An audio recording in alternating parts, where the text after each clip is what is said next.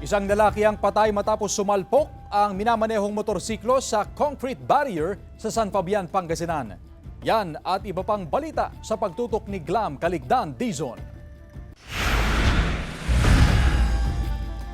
Isang rider na lalaki ang natagpo ang sugatan at walang malay sa diversion road sa Barangay Longos, San Fabian, Pangasinan kahapon ng hapon.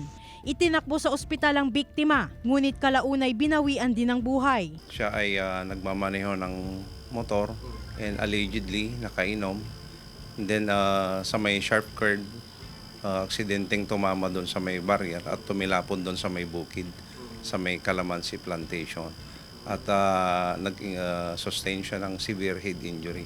Nakilala ang biktima na si Narciso Broquin Garcia III, 43 anyos na residente ng Barangay Palwa, Mangaldan, Pangasinan at isang security guard. Ayon sa kaanak, pauwi na sana ang biktima na nagpunta sa baybayin. Lahat ng mga residente doon, kung malayo sa kabahayan, hindi nila nakita. Walang nakita.